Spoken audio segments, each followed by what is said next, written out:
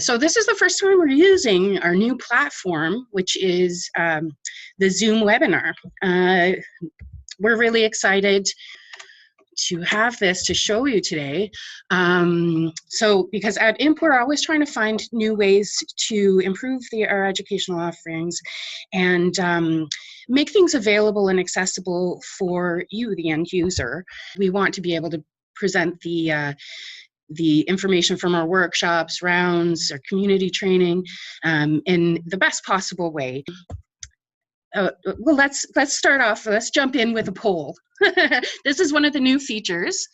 So let's try it out. So in a moment, I'm going to pull up a poll. So hopefully you can see on your screen, have you ever participated in an IMHP webcast before? So take a moment just to fill that out. And then in a couple of seconds, and I can see the answers coming in. So that's great. So I'm going to share those results with you so you can see that. And this is just one of the really fun new features to try to make the webcasts a little bit more interactive for you folks. So in the past, we've used the OTN webcasting system to deliver our distance education. But this had its limitations, for those wanting to connect by two-way video conferencing, you had to have the equipment and be connected to the Ontario Telemedicine Network, which of course is an Ontario-specific program. So that sort of precluded some agencies from outside of Ontario from joining in that way. And that was, of course, the most secure way, the best possible video feeds, etc., the best communication. And likewise, we had the OTN webcasting, which allowed us to open this up to a wider audience. But again, it did have its limitations, lower quality of videos, and a lot of participants often had trouble buffering through the system. So with this new system, we will have better video quality, which is optimized for your computer's capabilities. So as you go through, you have lots of options to maximize or minimize your screen, run more of the features and perks or less of them if it's using up too much of your bandwidth. You can show just the presenter if you want. You can show just the slides if you want with the audio. And that will hopefully make it a lot more of sort of streamlined for you. And likewise, you can map the layout of your screen as well. So, okay, and I can see on the side that folks are having a good time hearing and being able to see. So that's wonderful. Okay, so along with this better video quality, we also have better interactivity with the presenters, like the polls that we just tried, the chat room feature, which some of you have already figured out, which is great. And then we also have the potential for a two-way video cam feed, which I'll talk a little bit about in a little while. Okay. So the registration process will still stay the same as it has been for previous webcasts. So you will still need to register through Cvent, at which point in time you'd receive an email link to the webcast registration. This time around, I just registered everyone directly for this webcast so that you didn't have to do that step. But in the future, that might be a piece of the registration. And then, of course, you would receive that unique login link that you all got. Then you can also share that webcast registration link with additional attendees. So if you are an agency who's purchased a webcast option for a workshop, say, you can share that with a couple of other sites so that they will also have access. And we would just ask that you keep it within your own agency, that you not share that link then forward to outside partners or what have you. And hopefully you would encourage them to also take out a webcast if that's something that they would be interested in. And through Cvent as well, for our workshops, we will continue to post our handouts and all of the other details that you might need for the session on that page as well, for the benefit of those who might be attending the workshop in person, or if you need to want to revisit any of those handouts at a later time. So when you register through the Cvent site, that allows you to choose your options, whether you're attending in person or by webcast, submit the payment. It helps us so we can gather your participant contact details and perhaps a little bit of information about where you're coming from, what kind of agency you're working with. And likewise, we'll use that primarily for relaying important session information, so your webcast login links, so on and so forth, and of course for accessing those handouts.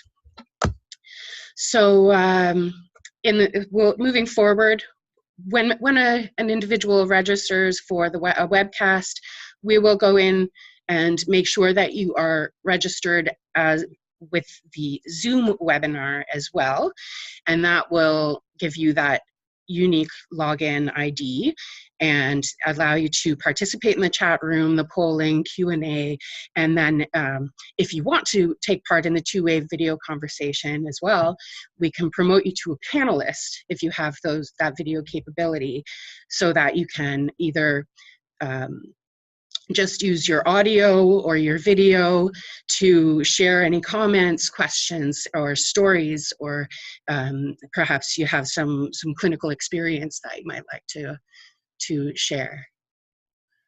Oh yes, so I can see on the chat room, someone's asking, are you the one who controls the voice portion if we do or do not want to speak? And I'll show you that a little bit later as well. There's an option so that you can control whether or not you want to show video or just your microphone. So hopefully that will work. So, and perhaps when we're ready to try that out, we can try that out together today. Okay. So joining the meeting, hopefully that was really simple for everyone. So this is an example of the URL link that you would receive, and it's just a matter of clicking that link to open up the software download. There is a support page at support.zoom.us, and I would definitely say if you have any questions about the different PC requirements or how to connect with your mobile phone, for instance, you can visit this page, and there's a lot of different videos of how-tos and tips for joining and the different system requirements. A lot of information there. So then, of course, once it launched, you get this message, open the Zoom launcher. Do you want to run this file? Run this file, and it goes through. So let's take an opportunity again to try another poll. So let's see how easy it was for you folks to join this webinar. So you should see this poll on the screen, and take a moment to enter, how your experience was. Okay, and so far it looks like it's pretty easy for folks. So that's cool. So maybe just one more second, and I'm going to end polling and share the results here. So that's great. So most of you thought it was super easy, which is fantastic, and or pretty easy. So that's great. I'm really pleased to see that, because it's always hard to know what a user's experience will be, but we're hoping that this will be really simple and straightforward for people to join. Okay, great. So I'm going to stop sharing the results, and we'll get back to it. Okay. So when you're in the playing mode or in the webcast mode, you can see that there are this is an example of how the full screen might look. Right? So you've got some controls up here in the corner. I don't know if you can see my mouse moving. For your audio settings, where you can test your microphone, etc. Open the Q&A box, open the chat box, or raise a hand. So those are your basic attendee controls there, which should be always on the screen. So if you're running a group webcast, say, in a large auditorium with 50 participants in the room, I might suggest using this display option just because it's nice and clean, avoids a lot of the clutter. Because when you do have the other boxes open, they can clutter up your screen a little bit more. So with the chat room, hopefully we can use this. So yeah, Chaya is asking, can you see what others post in the chat? You should be able to see what others are posting in the chat as the chat flows forward. This is an important piece. So at the side of the screen, or at the bottom when it says, where it says 2, there's 2 all participants, 2 attendees only, 2 attendees and panelists. So that really puts the control in your hands as to who sees the these comments. So if you set that to all panelists and attendees, then everyone will be able to see your post. If it's set to just panelists, then only the host and the presenters would be able to see that. So there are a couple of different levels of sort of engagement. So attendees are just the folks at home watching. Panelists are people who have video access, video and microphone access, and so on. And then there's the host who can kind of control everything. Right now I'm trying to do both host and presenter, so I'm a little frazzled in that sense, but I'm really glad that this is working well. Okay. Great. So the other thing about the chat is transcribed for the benefit of the hosts or the organizing agency. So we can go in, and if you want, say you wanted to share some resources in there with all attendees, that would be great. We really want people to be able to use this to discuss with their colleagues or pose a question, maybe not even to the presenter, but to the other people who are participating. And sort of use that. So you can post links in there if you want to, or suggested resources once we're in the throes of conversation. That's a great way to sort of share some of your expertise as well. You know, as a community of practitioners, we really want these webinars to be interactive in that sense, and to give you some of the ownership of how you want to use it. So we really do hope that folks will use that chat function for that as well. And we'll be likewise, if we have a really good chat, we'll post some of those notes, not all of them, of course, but some of the notes, the pertinent ones, to the archives as well, so that other participants can maybe see some of those suggestions that you might have put forward. Okay, so as I mentioned, when you open up the different chat and Q&As, it might clutter up your screen a little bit. So this is what it looks like when you've got it in full screen display with your chat and Q&A open. And then this is if you minimize that, so it's not full screen, but so that it's I don't know, just not full screen. It's still on your screen, but not minimized, not full screen. Then you'll have it sort of in this nice box, as it were. So you can still see the presenter. This is a picture from when we tried it the other day. And you'll see the chat along the side. You'll see your main slides screen, and you'll still have all of your controls there on the screen as well. So the Q&A is another feature similar to the chat, but a little bit different. Again, you can use that to submit simple questions to the moderator or the presenter. And then there's a feature where I can say, okay, so I'm going to answer this one out loud, or I can answer just by typing a response. And then we know for sure that those are the questions that you want to be brought forward to the presenter. Let's see, and then again, we can either message back or pose your question to the presenter. So all of these questions will be seen by the other participants, but you can click that anonymous button that's in the bottom corner, and that will pose your question, but without divulging your name.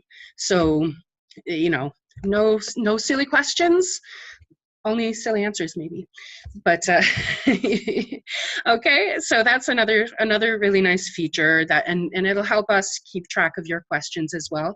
In the past, we've just relied on using the IMP mailbox, the infant mental health, or our general mailbox to receive questions, and again that becomes tricky. And we'll still have that feature open. Like for instance, right now my colleague Annie is monitoring the inbox just in case anybody out there is needing support around this webinar. But we're going to try to move into this, like having everything in one place so that it's really manageable for the presenter and the host, and so we can share each other's expertise. Okay, so and then here we get to the raise your hand option. So as we were talking, we do have the feature to be able to promote you to a panelist so that you can we can activate your video. And Anne, I don't know if you want to try this right now, but what we'd ask you to do when we're in the midst of a presentation, if you do want to ask a question directly via webcam or just microphone, we would ask that you raise your hand, and then that signals to the host that you want to activate your video camera. So does anyone out there want to try it? Would anybody care to raise their hand? And then you should be able to then see some controls at the bottom there. There's the audio control in the lower corner that says mute or start video. And so if you click that start video button, that should allow you to see the screen. Or we should be able to see you. Oh, Annie, do you want to try? If you want. Okay, I'm gonna try to promote Annie, who's here in the room. So hopefully it doesn't give us any weird feedback. But I'm gonna promote her to panelist.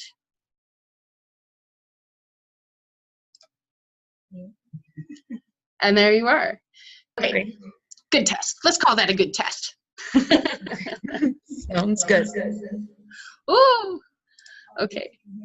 Okay, so hopefully now this is the long and the short of the features within the Zoom webinar. So hopefully you've been able to explore these a little bit and you have a pretty good handle of how they work and how you can make them your own, as it were.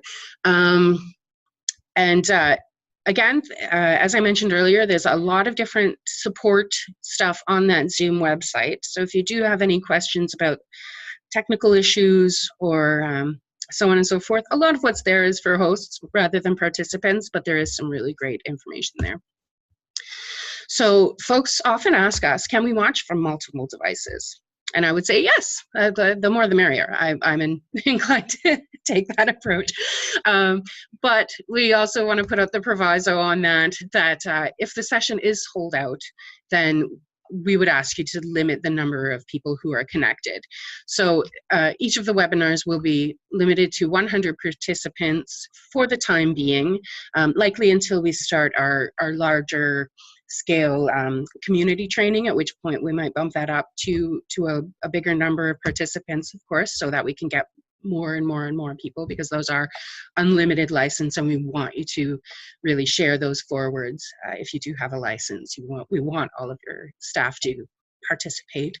But definitely what you want to do for sure is make sure that you register for the webcast in specific, okay? You would be able to share the link, but when you share the link, they will also have your same name. So it might be Annie logged in 4 times, you know, we might see it like that. And the other users may not have access to, like, so if you have multiple people logging in with the same ID, the additional users will likely not have access to the polling features and so on and so forth. So likewise, we want the primary registrant to make sure that they're registered for the webcast first, and then And then closer to the date of the workshop, if you need to share that link with other folks, you can. And we'll let you know if it's capped, and we'll do our best to make sure that the primary registrants are fully registered and good to go for the webcast. So what a lot of people have done with the webcast in the past is to view it as a group. So again, it's great for facilitating. Yes, so somebody's saying if, or Chaya is saying if multiple people are watching in a location, better to watch together. And that's exactly what a lot of people do. So when you do watch this sessions together, you can broadcast it to a larger screen, get your speakers going, and use that full screen mode. Hardwired to the internet so that you know you have a good connection, and you'll be able to discuss the content with your colleagues as well during breaks, or if there is any interactive moments during the workshop or what have you for group work. That it's great to be able to do that with your colleagues. So now we get on to the webcast recordings, which is another great perk about when you do purchase a webcast option. So you will have access to view the content for a minimum of 1 full year at your convenience. You will need internet access. The programs will not be something that you can download to your computer necessarily, so you will need to be logged in to the internet. So all of these login details will be provided to the primary registrant. You can, once it's posted on the website, you can absolutely share that with other people from your agency, so that you can integrate it into staff meetings or different curricula if you're working at a post-secondary institution, for instance. And so that you can really maximize the use of the training. So the new features with the recording, why 1 year? Oh, okay. Chaya, the boss lady, says it's 2 years, so that's good too. 2 years is definitely what we've been doing what we're doing for the community training. In the past, it's for our workshops, it's 1 year. And again, that might change for extra value added. So that's great. So we'll have easier access to recordings. We can make most of the content available all in one place, and we're going to package them into interactive archived models or modules as well, which have some added features. So these will be posted to the IMH promotion website, and again, the login details can be shared. And I'm going to pull up now an example of one of our trainings. So I hope folks can see this. So this is an example of how we'll be packaging the modules after the live webcasts. So this is an interactive sort of portal. We'll be adding resources. So this might be where the chat might be posted, or any other links that have come up through the course of the presentation might be listed there. We'll have the session details here, so you can go through and look at what was this session about again, and the different learning objectives, your presenter biography, for instance. There's different ways you can navigate through this. You can either go to the next slide, back to the main menu, and then once you get into watch the session, let's roll this, and hopefully the sound is working here, so we'll see.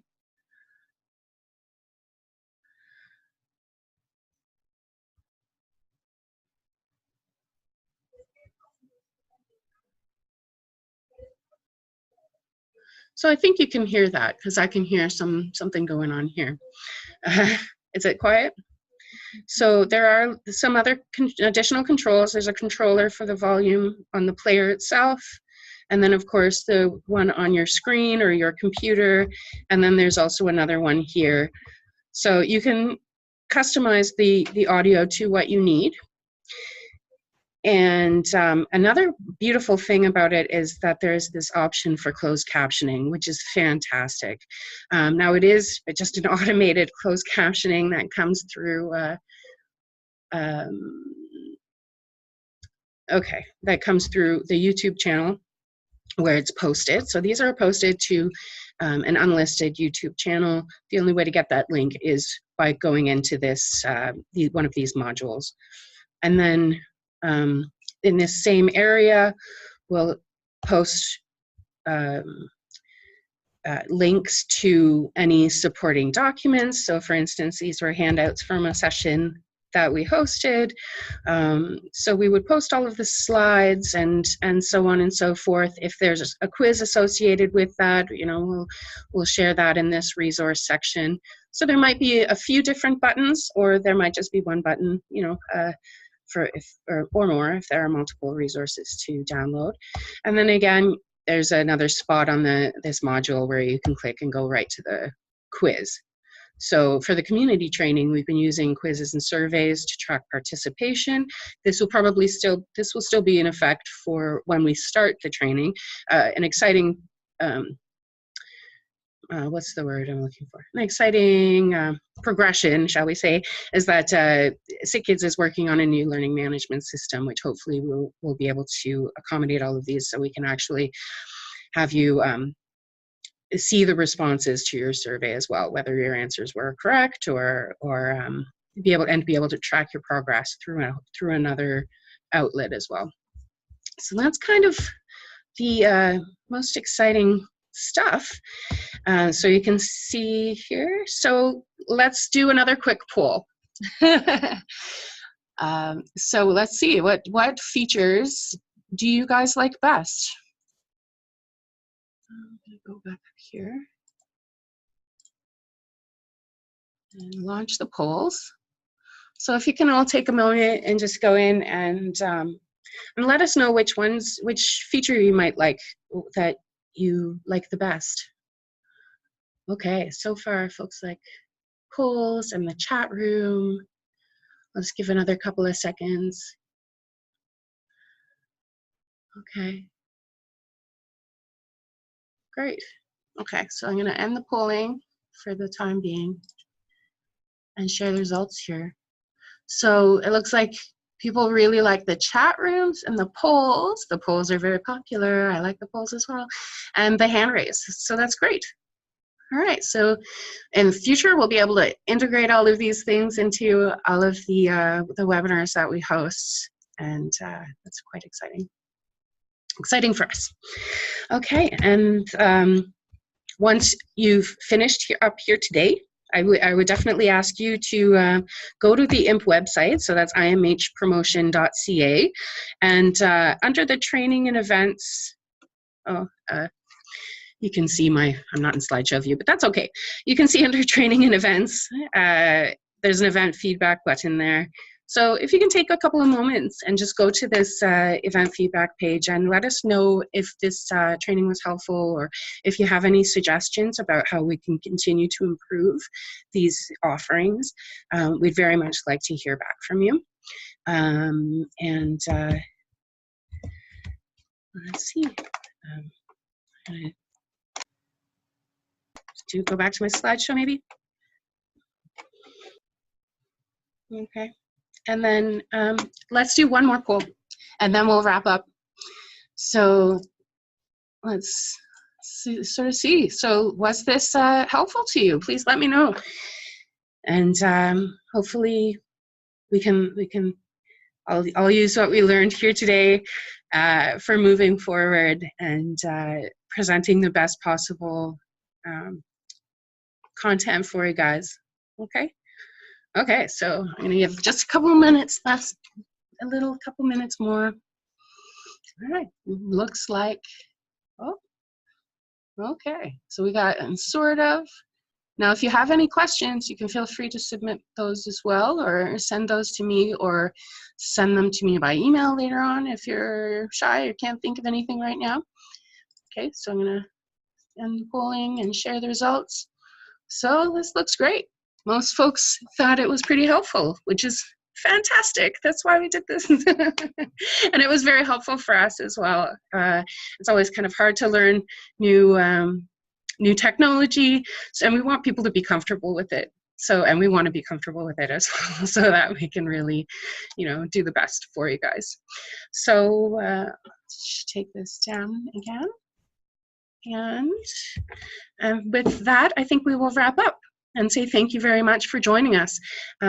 We will be posting this on the website, so hopefully that'll be helpful to other people as well further down the road. And I hope you had a good time trying out this newfangled stuff with us. So thank you so much. Okay, bye-bye.